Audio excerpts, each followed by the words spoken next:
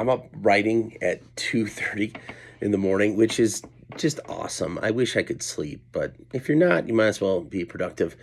And a story, I was reminded of this crazy story.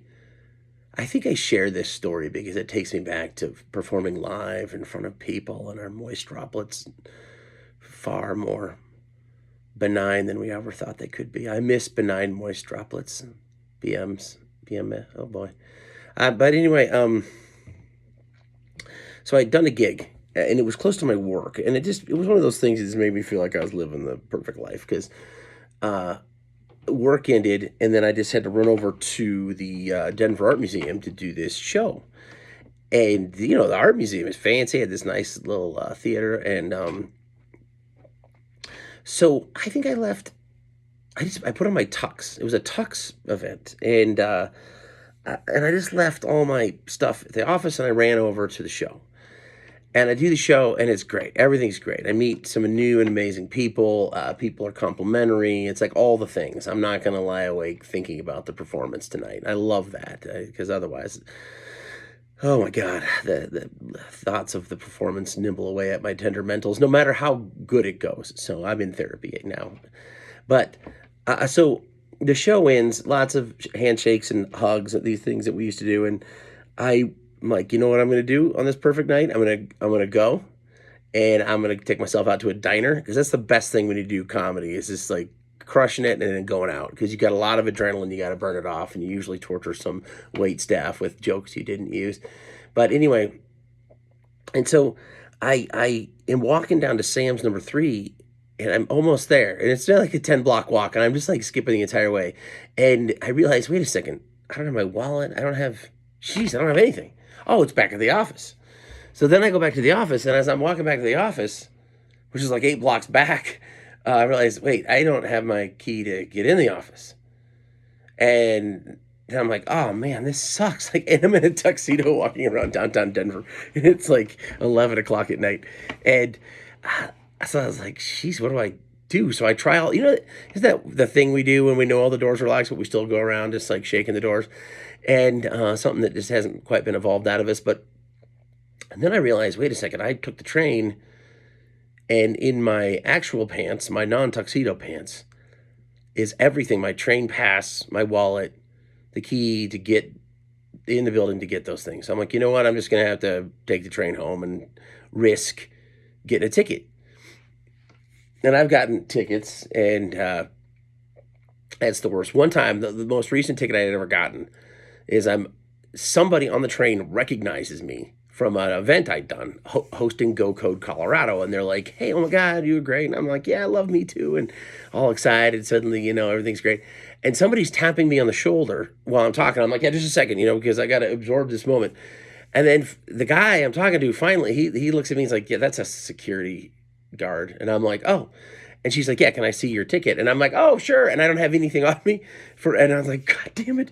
And so this one moment where I get somebody who recognized me, and it's positive, things are great. Anyway, I'm violating the law. And then they take you off the train, and you have to fill out stuff. And anyway, so, a real good impression. But so I'm like, you know what? I recently had just gotten busted on that with that deal. And it's late at night. No way that I'm getting busted now. I mean, the train gods are with me. So get on the train. Everything's great. Barely anyone on there except this one couple.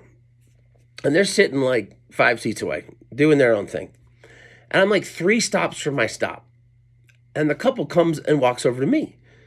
And they're like, we were just placing bets as to why you're wearing a tuxedo. And I'm like, oh, I think I told him some bad joke, like I had been at the altar and she said I don't, or I don't know, something like that. And I think it's a Tim McKenna joke from Colorado Springs. I hope you're doing all right. And so we're talking, and I'm telling them what I just did, and like, oh my God, that's great, everything. And suddenly they're into me, and I have such low self-esteem. I'm so rattled with doubt. Like, anybody gives me any attention, here's some advice for you, that immediately I'm sucked in, and I just want to like take care of them. What can I do for you? I don't know you at all. If I had my wallet, I'd give you money. How about my bow tie? Would you like that? You could use it for something in your life. And while I'm into this conversation, I miss my fucking stop. And I just want to show you something. The cat is under the comforter there.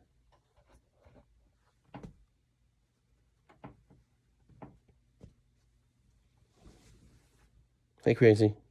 Okay, so he's like, who's the asshole that's up at 2 a.m. telling tuxedo stories? You know, that's a good line of work. So I missed my stop. Now, back in the day before there were like cell phones and stuff, I would come home from Alice 1059, which was downtown in this incredible studio, and now it's in a sanitized spot and in the tech center. But I would get off my late shift doing radio there, and sometimes I'd fall asleep or just forget and completely forget my stop on the last train and end up on the way down in Littleton and have to either find a payphone, which was hard, or just walk several miles home. And I'm in a similar spot because I don't have my cell phone because I left that at the office too. So I missed my stop, and which was Inglewood at the time. And the next stop is Littleton. Now, Littleton is this completely, homogenized, sanitized, gentrified, everything. Like, it's just supposed to be this safe little village. But the most dangerous spot in Littleton is its downtown light rail stop because it's not above ground. It's in this ditch. It's in a ditch. It's in a ditch like where the those kids discovered a body. Come on, Benny King, Stand By Me.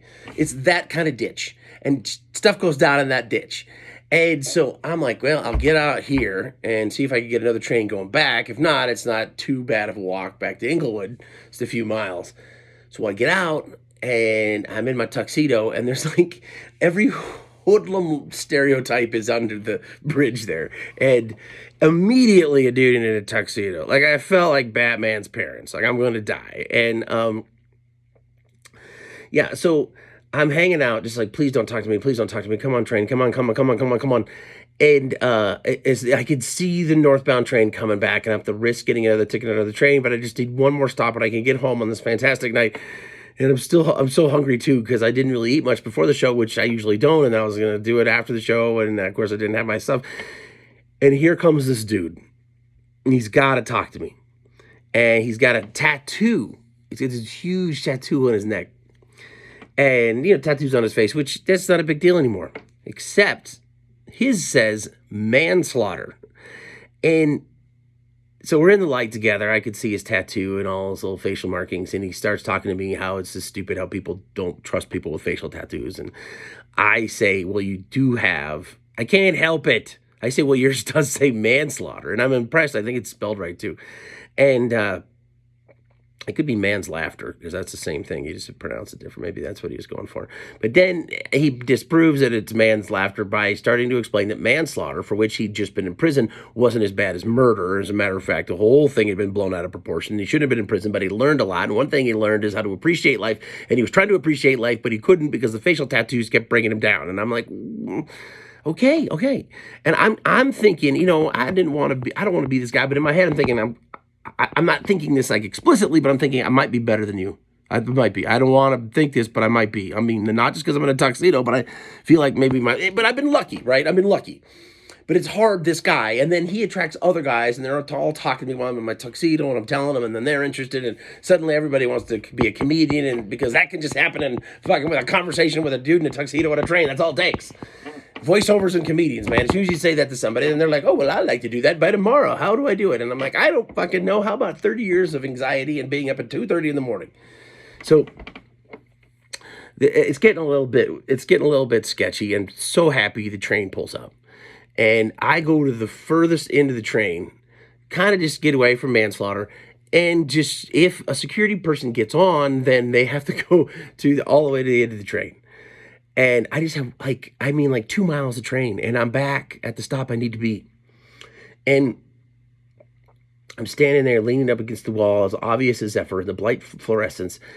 And son of a bitch, the doors close to the train, right? And I'm like, no security. And then beep, beep, beep, they open up again because the security has like special access.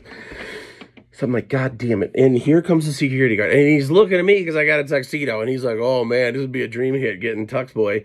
And he's walking there, and of course, in between me and him is Manslaughter and his buddies, and he's got to stop for Manslaughter and his buddies. Of course, Manslaughter and his buddies don't have tickets either, so it takes a long-ass time for the security guard to get past Manslaughter and his buddies, because Manslaughter and his buddies are arguing over, like, why they have a ticket. Or, it's that dumb thing where people in the train try to pretend he didn't know it. You had to have a ticket. And I'm just like, oh my God, Manslaughter, you've got my back. He's got my fucking back. And it's so close. And this train cop finished it with giving Manslaughter a warning, because that's all he can do. He's not getting money out of Manslaughter. And he's like coming at me like, thinking about telling all his buddies about ticketing Tuxboy and Manslaughter at a night. And then ding, ding, Oxford stop. And I just scurry off. The point of the story, the moral of the story is, don't forget your pants behind locked doors. But manslaughter sometimes can be, helpful. No, that's not my point. I think the point is that, thank you. Thank you so much, Manslaughter.